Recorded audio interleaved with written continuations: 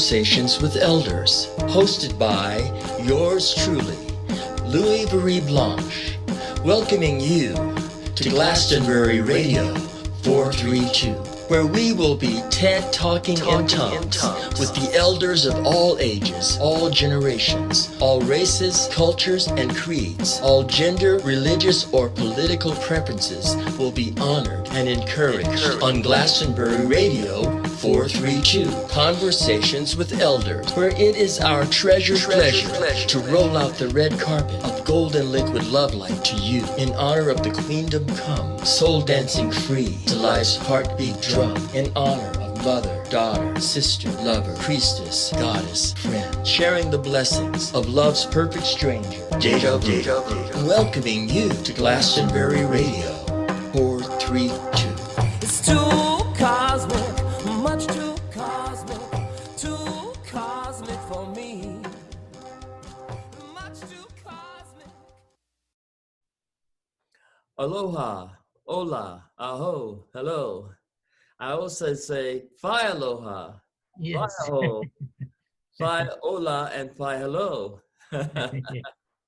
And our brother, Dr. Mosen, is with us once again. And we're journeying through the world of phiometry. And we're going to go today through the concepts of how the mind has a heart, how the heart has a mind.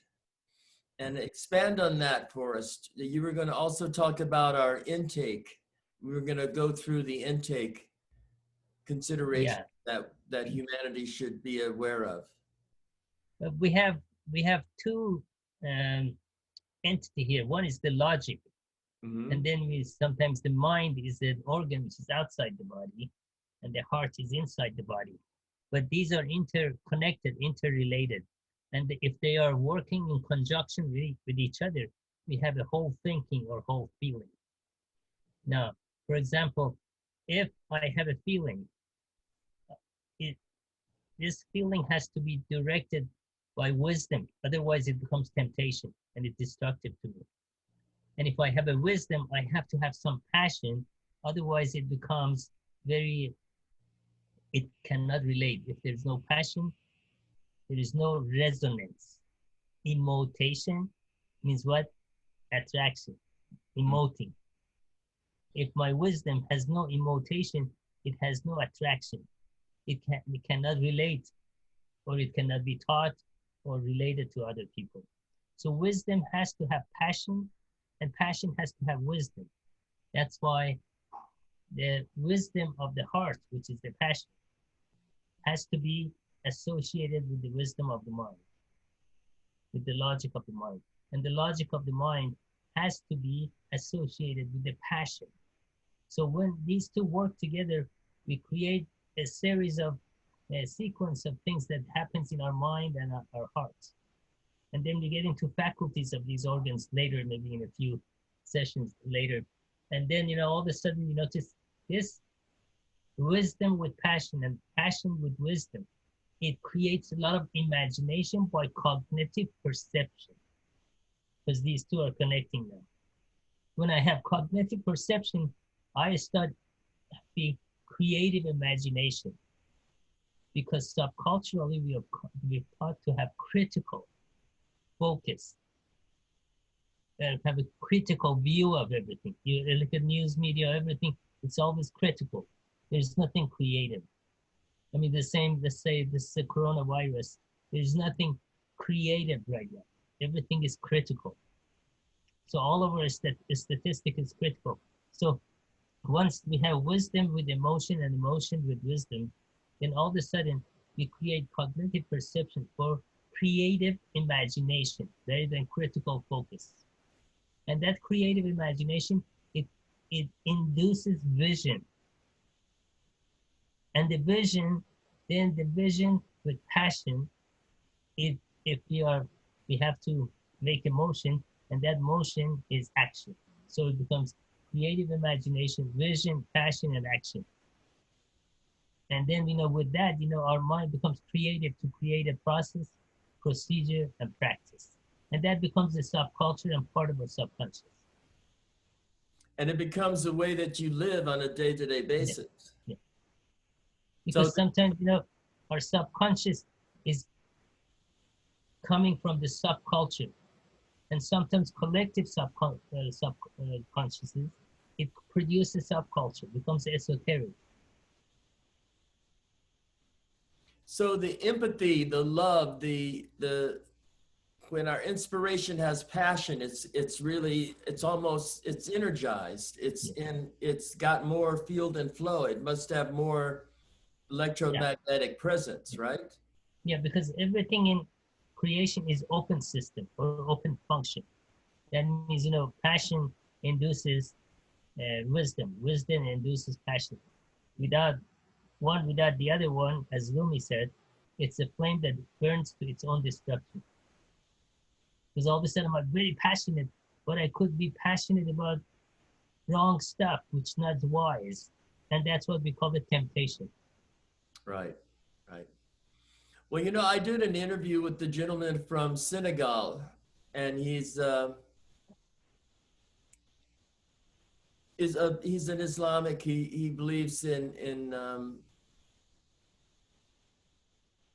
one of the things I forget the leader that he was inspired by, but one of the things he spoke of is that the temptation is something that a person has to deal with all their life because the shadow side wants to express itself. So you have to keep an eye on that and be disciplined and devoted to, he said, like truth and honor were very, very, his tribe is this Sarah tribe in Senegal.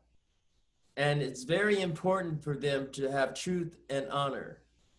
But their passion is like, you are my friend. And because you are my friend, I'm willing to do anything I can in the world. If I Yeah. see you have a need, my heart and my mind says, I must help my friend, and I am devoted to that for life. So when we have empathy and love and respect and reverence, it Yeah. infuses us, it gives us, it's like we're charged, aren't we supercharged? Yeah. That gives us the passion that we can combine our wisdom with. And the harmony of heart and mind, you know, there's a lot of talk about heart mind. Yeah.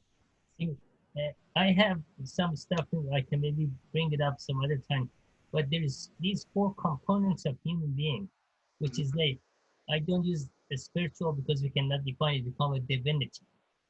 Divinity. Divinity, divide mental, emotional, and physical. Now, changing my divinity is actually my knowledge, because all the knowledge comes from the source. Changing what I know is knowledge. Now, changing what I think with my wisdom is what is my attitude. And then changing what I feel is my motivation. And changing what I can do. We have to do all those things to have to be a whole person or to get whole action. Changing what I can do as I improve it, it's my skill.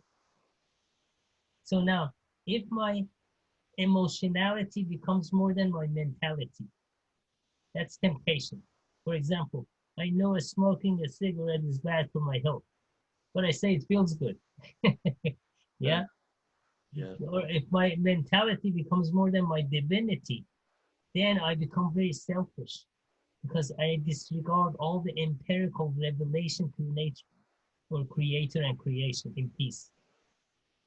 So that's why we have to have a hierarchy of divinity over mentality, mentality over emotionality, and emotionality over physicality, because it's my skill. My knowledge should govern my attitude, which is changing what I think, my wisdom. In changing what I feel is my motivation. I have to have my attitude kind of overrides my motivation, and my motivation, the passion for my action or my skill. So it's knowledge, and after that becomes attitude or wisdom, and attitude over emotion, which is motivation, and then motivation over a skill. So we have to have that hierarchy between these levels. And then everything is in control and in creative. Otherwise, it becomes critical. Because let's say, if I do a skill with no motivation, I get tired, I may still, a little bit here and there, and my motivation becomes more than my mentality, attitude. Then it's temptation. And then attitude or my wisdom becomes more than, knowledge, which is the true knowledge from creator and creation. Then all of a sudden I become very self-centered narcissist. So the narcissism has a definition in all major religions. And it's the first time I think people are noticing it. We had a good example. To give thanks for that. These I mean, they're examples not to follow, but examples of what not to do. exactly. If you know that poet, Omar Khayyam, you've heard of that poet. It says, how did you learn your manner? Here's the poem. It says, how did you learn your manner? And then he answers, from those who didn't have it, from those who didn't have it. Because he said, how? He says, whatever they did, I didn't do it. Yes. But it's amazing. The person showing you that may not have the wisdom of knowing what they're doing, but they're a gift to you because they're setting example to not be followed. Yeah. Because you have that creative imagination, Mm-hmm. which induces vision. And then your vision has to be verified with what? By empirical revelation from the nature. The nature does not have duality, it has polarity. If it was positive and negative, we wouldn't have any fruits. The bees didn't know what to do. Well, when you speak of the power that inspiration gives us and what it leads us to think, how we act, it becomes our process, a procedure that we practice. Yeah. And, we've talked a lot about in the laboratory when scientists are experimenting with things, they are creating systems. But if we observe around us, we see how things function. Yeah. And I was thinking, like, a lot of things that had one time been considered not to be worthy of consideration become universal laws, or at least accepted for a while. Now, if the laws of science that are accepted in 5 years ago no longer make it 5 years from now, Yes. they didn't have wisdom. Yeah. Because they didn't have that surrender submission service to creator and creation. Yeah. Because I came up with my assumption. How many times I have made assumption in my life, and a few years later, I found that it was temptation. I can outsmart creator, I think I can. Yeah. This creation is not really, something's wrong with it. I want to change it. If I even be honest, I cannot even outsmart a blade of grass. I cannot smart one seed. Because inherent in that blade of grass, in that seed, there's immense wisdom and passion. It doesn't need any guidance from someone else to tell it how to do what it's supposed to do. That's why we have to make a distinction between revelation and literalism, because a lot of religion that has turned people off, it has become literalism, not revelation.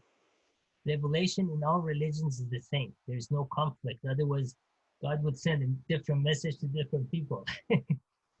So what happened here is revelation. When it's revelation, you notice it's all functional. It's not system. And all variables are working together peacefully in peace. All variables. But here, you give me a grant and you give me a white coat and put me in a laboratory and you give me a nice window So I look out, but I don't look out. And everything I do is on limited variable. It's a single, and what do they call it? Forgot the word now. You said it last time, double, single study and double study. I have Double blind study, a double blind study. Oh yeah, I have to write this. I keep forgetting this. Double Single blind. blind. But if the laboratory, if you get your white jacket and the money to do research, chances are you're going to keep repeating whatever they want you to do in order to get more money. Well, yeah, I have to satisfy you because you gave me the money. So your thoughts and your wisdom are being controlled by an outside source. I have to come with a formula and result that you like it. Otherwise, my grant is come to halt. Now, what happened here, in my experiment, I do a few wrong things. First of all, it's only one or two variables. Empirical revelation is all variables. So there is no side effect. That's why I have side effect, because I didn't take account all those other variables. Then I come and in order to give you a report, I use an equation. I use that toxic sign, equal sign. Those two lines. I equivocate this with that, and if I cannot equivocate it based on my assumptions and my experiment, I put a coefficient. And I smudge it a little bit, you fudge it a little bit, and then I put something around it and give it to you. So you see, all of a sudden, there's a handicap in experimental results. That's why 10 years, 5 years later, I may not even agree with it myself. So those are theoretical concepts. Someone has an idea, is if it's in the laboratory and they're working in a laboratory, but what if you're out in nature? Nature is your laboratory and you're taking a walk through nature and you're inspired by something, and what inspires you inspires more thought. You Yes. could perhaps come up with what, could it be called theoretical, that your inspiration that you gained from observing nature, Yes.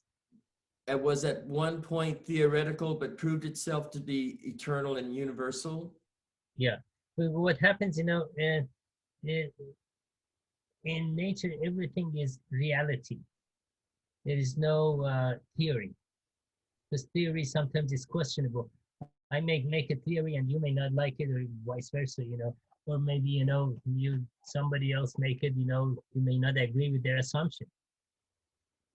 And that's why, just that kind of trend of science, always in the history, just this one proved the other one was wrong. Or somebody himself, he finds out that his assumption was not correct. So if ancient civilizations had a better understanding of nature, Yeah. and invaders came in and used the divide and conquer certain methods to dominate people, and they decided that way that these people are doing it is pagan, it's old-fashioned, it's superstitious, doesn't make sense. We're going to do it this way. Yeah. And it seems like we're living at a time where lots of things that were done in ancient civilizations, they knew something. They may not have had telescopes and microscopes, but they knew something about the world they lived in. They had, we'll get to this in sometime later, but they had their faculty of soul, the faculty of mind, the faculty of heart, working with nature. I am only digital these days. I only can do this. How many people can imagine you're sitting outside beneath the sky? You don't have a TV, no gadgets, no remote controls. And all night long, you looking and listening. You're looking at the sky. You're listening to the sounds around you, and you do that day after day, month after month, week after week. I mean, you do it year after year, and you're like in this beautiful relationship with the sky and the wind and the trees and everything around you. You can't help but be educated. You know, what happened if you look at today, everything, there's a lot of speakers on TED. TED, you know, Right. Yes. that all of a sudden, this digital communication, all of a sudden has so much psychological stress and social stress on people. And we are all talking against it because everything has become cellular communication. Now, when I have cellular communication, I don't have cellular communication. Now, the faculties of the soul, one of the most important faculties of the soul, which is the most important organ in our existence, existential reality, is will. The Because will. my will has already made by this digital, because the result is that it has a circle in my under, everything is circle, everything equal sign, and everything is duality. So my soul cannot identify itself with that. So my will is gone. So I living don't on have any will. I don't have any will. I'm a puppet to what? My cellular communication. and Excuse me. some people say you become a slave to the system. Yeah. It's cellular, it's slavery. Well, the idea of working for a living, you know, the when I go to places like Jamaica, when I went to Jamaica in the 70s, you know, the people they didn't really, a lot of places didn't have running water. People were very accustomed to walking several miles and bringing Yeah. water back to where they lived. But, you know, they knew, the people that lived on the land knew where the mango trees were blossoming, where the banana trees, the plantain, all the plants, they were very aware of the time of the year that these things would be plentiful. Yeah. But then, of course, when the idea of having cities on the coast for tourists to come and visit, it became attractive to people that used to live in the hills and live in nature. They wanted to go to the city and get a job with, you know, some corporation. Maybe they wash dishes, maybe they're a manager, maybe they're, you know, they work on the tennis court. They, you know, they have different jobs. But then along came, a lot of times in Jamaica, what happened, like what's going on right now with COVID, what happened with sometimes hurricanes come along, but right now with COVID, they're not allowing any planes to fly in and out of the country. So the tourist market, which depends on people coming from other places, and if your check that you get paid every week is dependent upon the tourist trade, you've forgotten where the mangoes are blossoming. You forgot about the banana trees and the way that you used to eat, because you've become dependent. You're in the city and you have to have a job. And so a lot of people, when they found they weren't able to make a living, the tourist trade was going down in business, they were thankful if they had someone in the hills, someone that still lived off the land, because they knew they could always eat, they would always have food and shelter, and they could even make their clothing from the plants. See, what has happened in terms of human culture, if you notice, it has become centralized. Mm-hmm. Centralization, let's say city. Mm-hmm. Now, when I come to the city, I cannot produce in the city structure anymore. I become a consumer. So this mass migration from producer to consumer, it has destroyed production, natural. Now, when this happens, the velocity of culture has to go up, bring the food faster and faster and faster. Otherwise, by the time you get it to market, it's not usable. And then I have to use chemical to protect it, to get it to you. Make it last. So I give it some kind of like ethylene dibromide or something like that. I give it something to that fruit that no bugs like it. And if the bugs don't like it, I'm the only one who eats it. The birds and the bees don't like it, but humans eat it. Now, as a result, cancer used to be 1 out of 50, 1 out of 150, 170 years ago. It's becoming 1 out of 3 or close to 1 out of 2. Oh, Because this slide that I want to show you, because if you put something, it doesn't have vibration, it cannot bring your pH up. It cannot really, it's like, a light bulb, you put it to a plug, but there's no electricity in the plug. well, let's go to that intake, the understanding of the intake, the accumulation, assimilation. You had alkaline and acidity. Yes. And it has to be assimilative, not accumulative. Right. That means assimilative, it has the size of things I take. It has to be broken in pieces that can go through the cell gates into the cell. If it's too big and it cannot be broken down in the, let's say, a stomach or intestine, it cannot go in the hole. It accumulates on your body as excess weight. Yeah, it becomes cellular swamp. You're carrying around a lot of toxins. Yeah. Yeah, that's why you notice all of a sudden, for no reason, the person, very quickly becomes very overweight. Mm-hmm. Let's see, I had this here. Is our PowerPoint connected? Yes, you should be.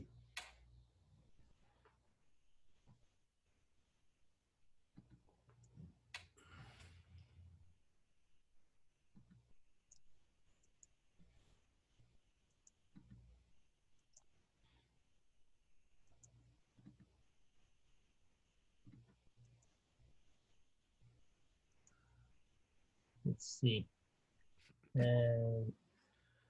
Excuse me. Oh, here it is. Can you see my screen? Not yet. If you, I have to push the button, I guess, right? Share a screen. Yes. Let's see, share screen. Share. There it's coming. It's this one that we were just talking about. Everything has to be assimilative, not accumulative. That means just the physical side. Right. It has to be alkaline, not acidic, because when something has alkaline, it has potential electricity, magnetism. And then it has to be, can you see this here? Yes, regulatory and not a stimulatory. That means, so it doesn't really override my autonomic nervous system. That means, for example, when we have a food, autonomic nervous system, digestive system goes to sympathetic. That means the blood is speed up and becomes more active. And that's why other system, this is a body energy management. It's energy management. That's why the other systems, they kind of calm down. The best example is siesta after lunch. yes. Not cigarette. So allow the parasympathetic system to do its. Yes. So we have to really surrender, submit to this process that this body was created based on. Now, this dietary intake, can that be looked at on a mental, emotional? Right now, we're talking physical intake, right? Yes. Yeah. it's equally, emotionally is even more important, and mentally is even more, because emotional pH, let's say I have a perfect pH of 7.4. If I'm emotionally, let's say I'm in a state of jealousy or greed, or any of those negative emotions, hate, or this and that, my emotional pH crashes. No matter how good physically I was alkaline, it overdrives it. Now, if some of these emotions, is not forgiven or repentful about it, then what happens? It becomes accumulated. These emotions accumulated, and it becomes trauma. And all of a sudden, it stays in my brain, just like this is the hard disk. Mm-hmm. And every time by cognitive perception or whatever reason I refer to any of those, it brings my emotional pH down and then over my physical. So all those faculties have their own pH. Now, the role that the pH factor plays a role in all aspects of our existence, really. Yes, it's basically, it puts us in a state that we have magnetic synergy. My emotion needs magnetic synergy, otherwise I'll be desperately depressed. My mental has to have that magnetic magnability in order to have willpower.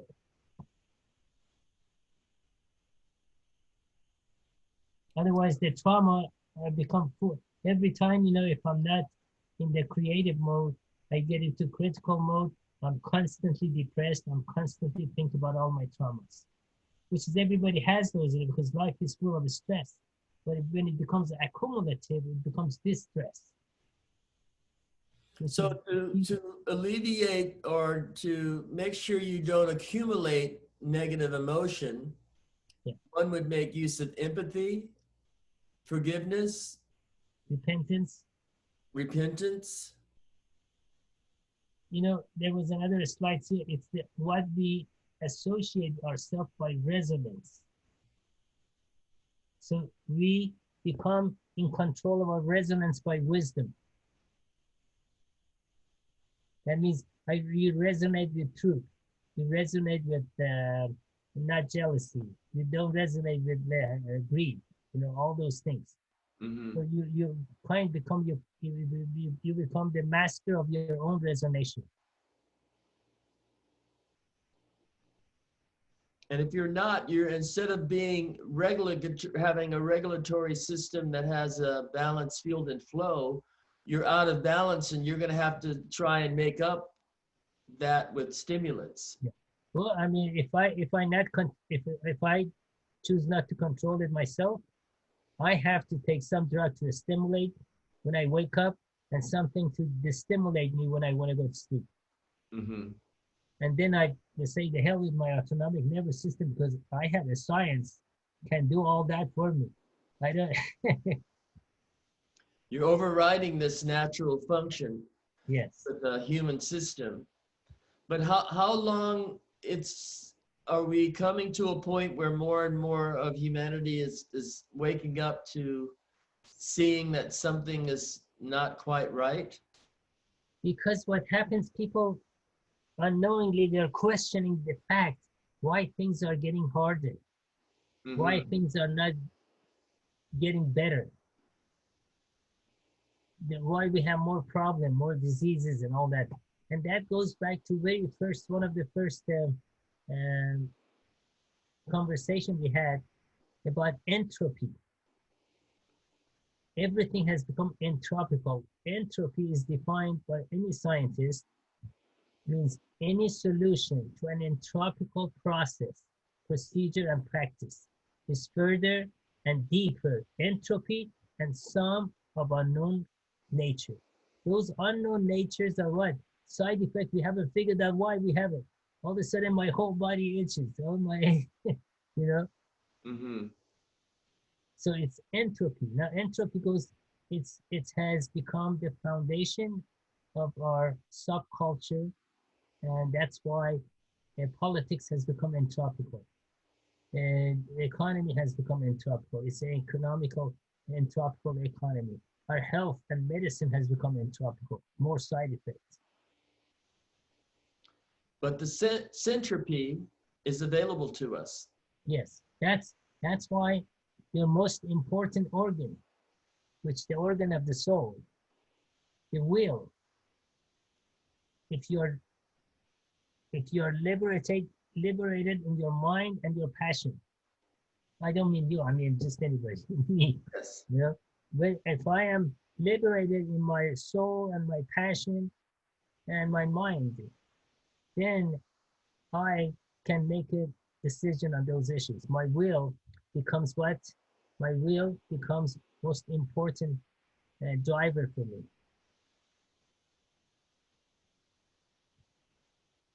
So if your will is to serve creator and creation, to surrender in submission to serving creator and creation in peace, trying that more and more, you might see differences in your life and differences in the world around you. And why? Because now I am in resonance with everything around me. Yes. With the people, with the trees, you know, with animals and all that. I am not destroying there because I think, you know, my assumption was if I destroy the nature or if I become smarter than nature, I control the nature.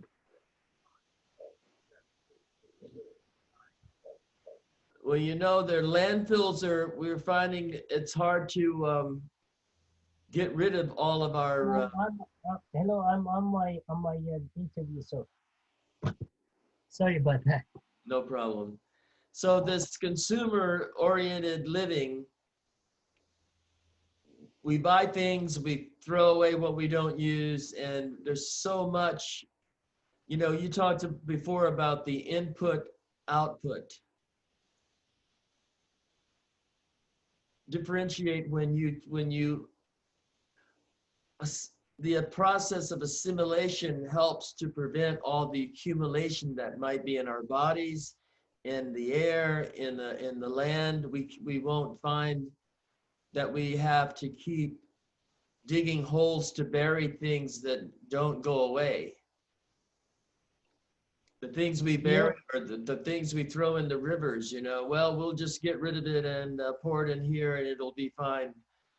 But it comes back to haunt us. Yes. You know, what happened, a lot of that is, if you look at, for example, commercial. The commercial main purpose is to induce a temptation for forced consumption. Forced consumption. Yeah, or induced consumption.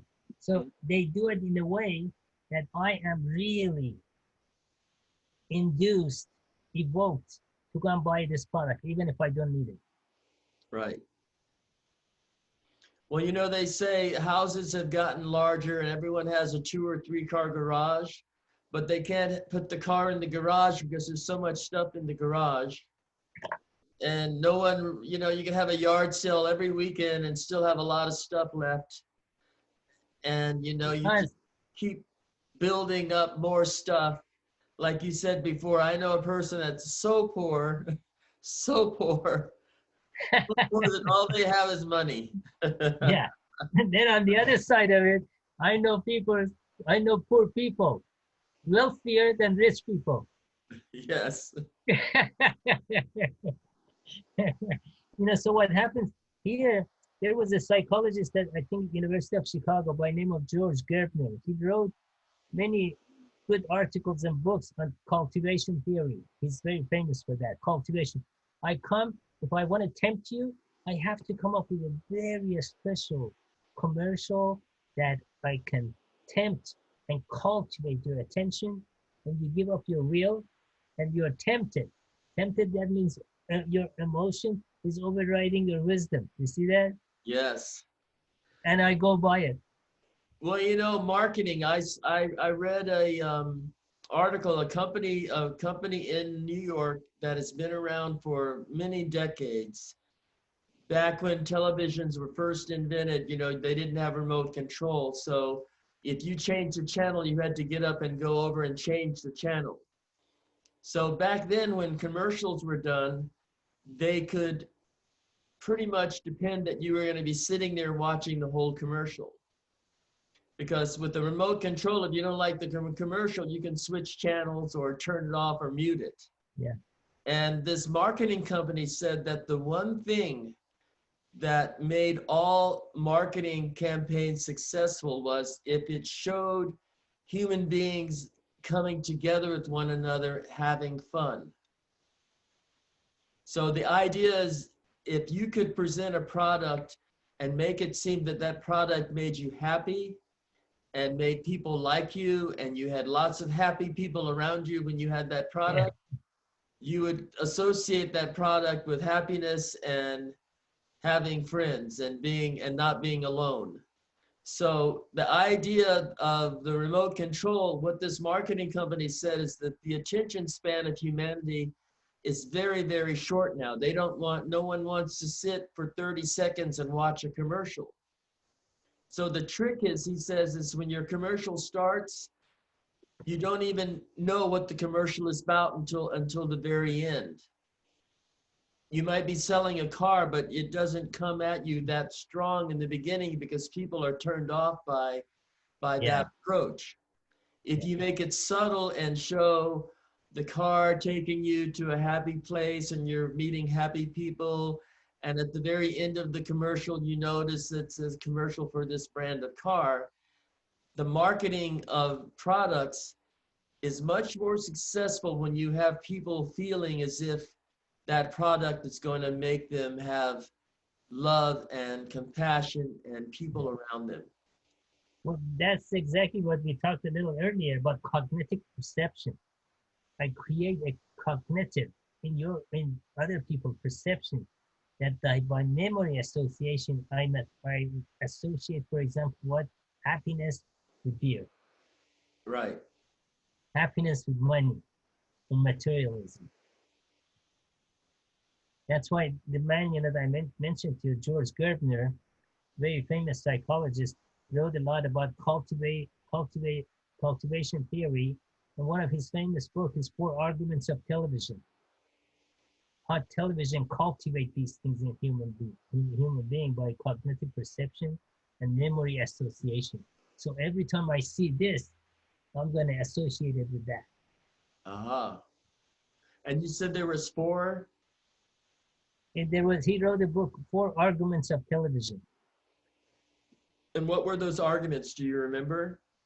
Well, it's basically, one of them is a cognitive perception, association and temptation and all that. So somehow I get your compassion, your passion to override your wisdom.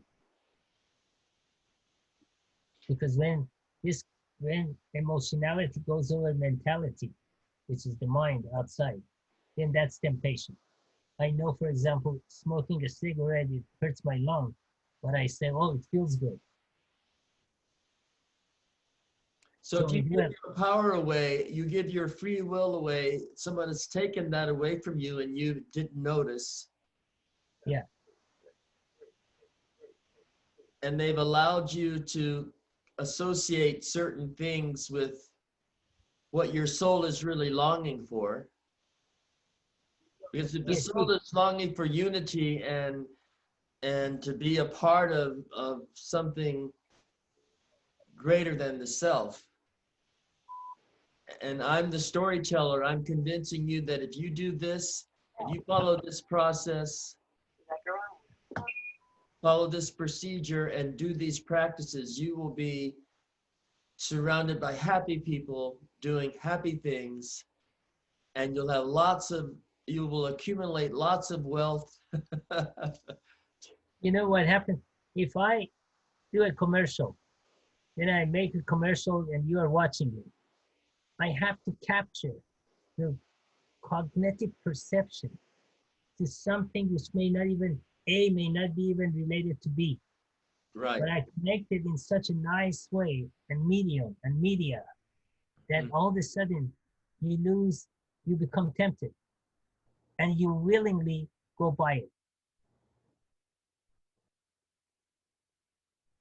Well, I'm oftentimes, I think of the traveling medicine show back before cars, people would come into town on a wagon, and they would say, look, I've got this elixir. It takes away all your pain. Yeah. Or, you know, look, I've got this beautiful lotion for your hair, your skin. And, you know, the person that sold this would come into town and go to the market and gather up people to convince them that his or her product was the greatest thing that they had never heard of. Well, they do it on TV today much more effectively. Oh, yes. Yeah. But the traveling medicine show, what if we got on in our wagons and went from town to town? I could be the troubadour, and you could have a look at these beautiful houses I can build for you. Yeah, I can do it on your cell phone. I can do it on your Facebook or whatever, social media. You know, there's so many different ways that if I don't even agree with 9 of them, I'm gonna fall for the number 10. Right. So that's why. In your studies, when you were studying architecture, you've combined architecture and understandings of naturopathic health. Yes. So like you at one point you have soul architecture. So I have a slide here. Let me see if I can bring it. So it explains it a little bit better. It's here. Here. Can you see it? Yes. Now, the thing is, you know, most of the whole issue, if I go back to something and then come back here, is it okay? Yes. See what happened? For example, the food. And where was it? So, for example, a lemon. This lemon has to have energy to give it to me. This potatoes, they have to have this energy that we can measure with these little. It has to have that vibration. The vibration usually it can be translated into electricity, bioelectricity. It has to have that in order to give it to me. So if it doesn't, they give me a pill. But that pill, if you put that same electrodes on a pill, the light bulb doesn't go on. But if you put it on a potato, it goes on. If you put it on a lemon or a fruit, if it's live, it goes on. But if I put it on a best pill that you give me, most expensive pill, it doesn't go on. So that's what a lemon looks at a pill, and you know it's what yeah. So you take a copper wire and a zinc wire and put it in a potato or a lemon. You can order that in Amazon. They have those devices, you know. I usually light up a light bulb, light up an LED.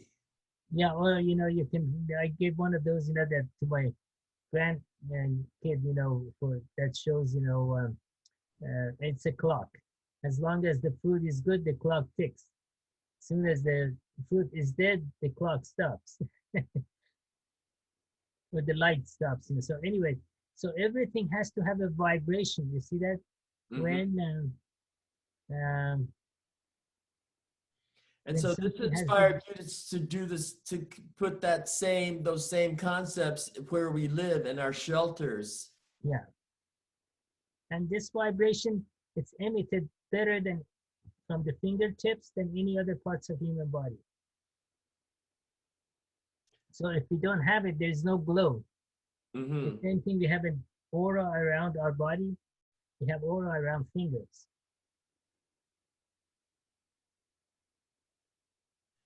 That's why, let's say Jesus wanted to heal people, he put his hand on his people's head. Yes. So that's why all of a sudden the hand will have energy. When you photograph it, it's vibrating. It has a vibration.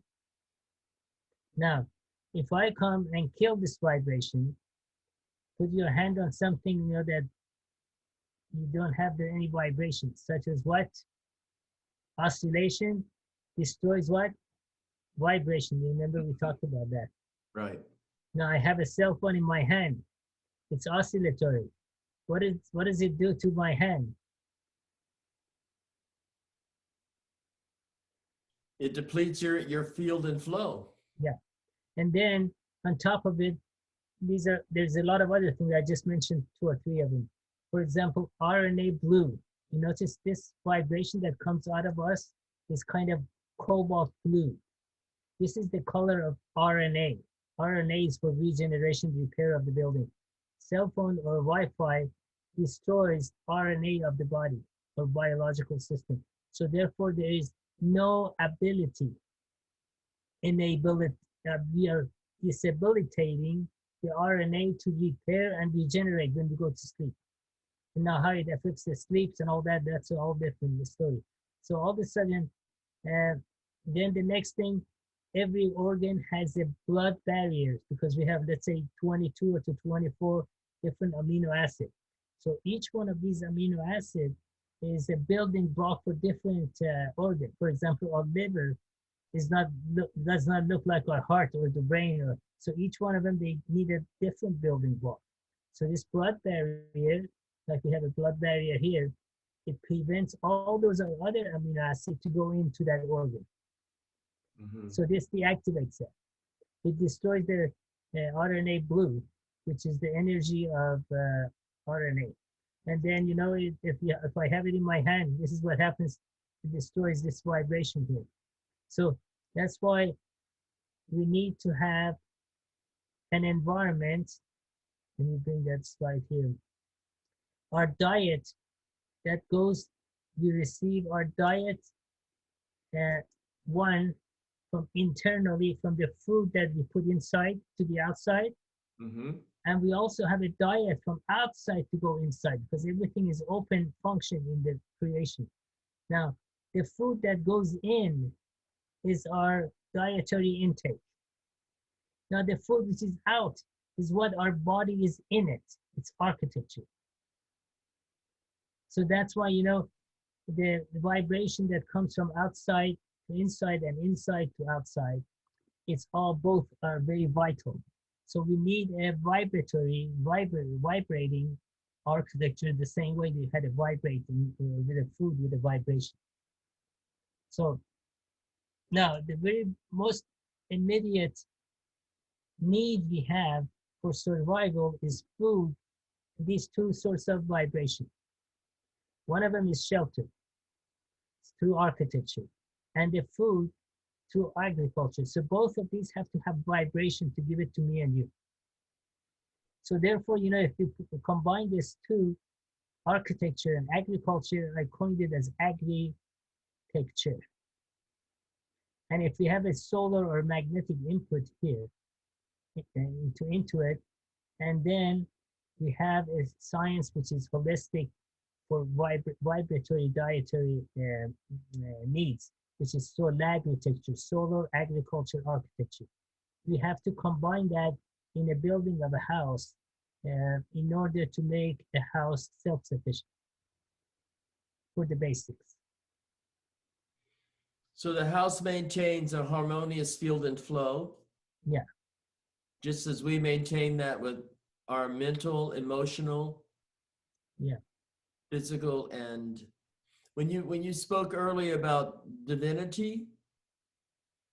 Yeah, we have sometimes, you know, and like 20 some years ago, maybe 30 years ago, I used to use a spiritual, but then I realized a spirituality, to define a spirit is to deny and defy it, because it's not a component of time and space.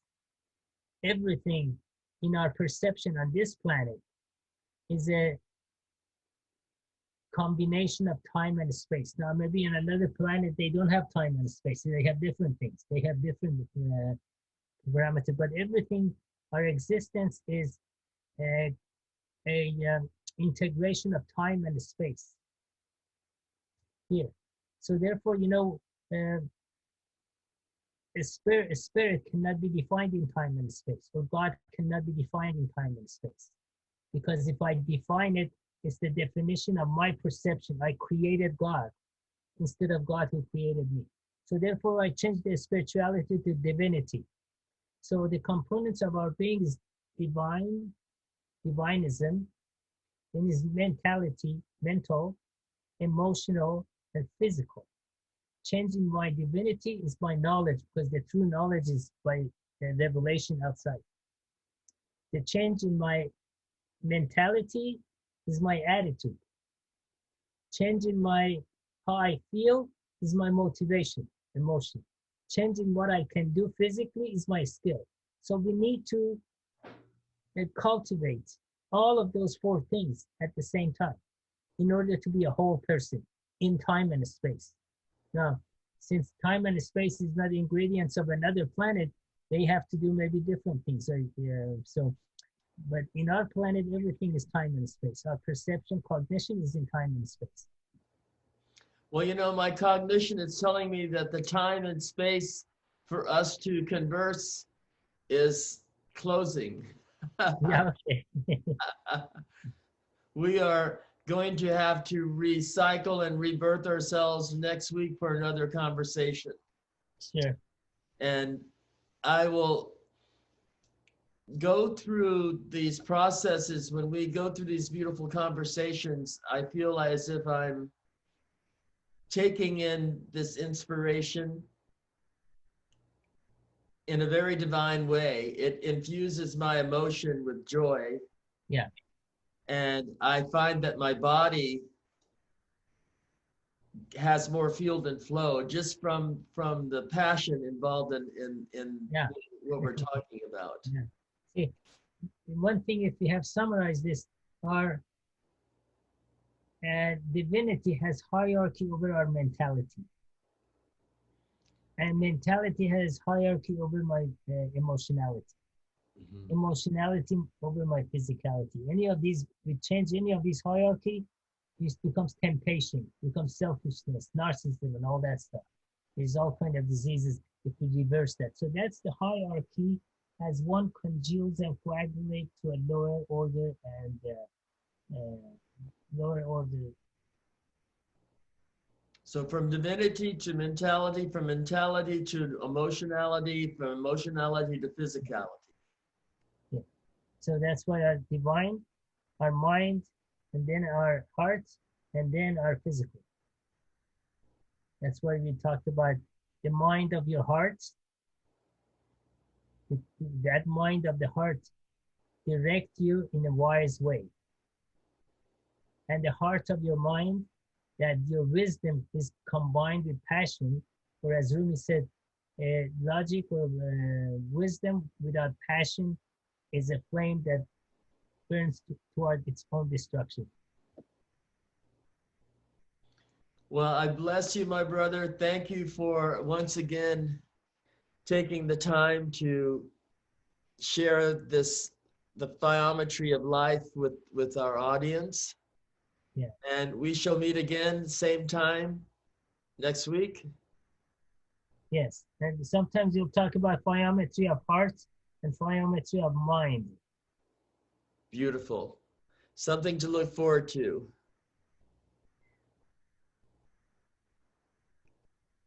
Thank you. Oh, you're welcome. Thank you.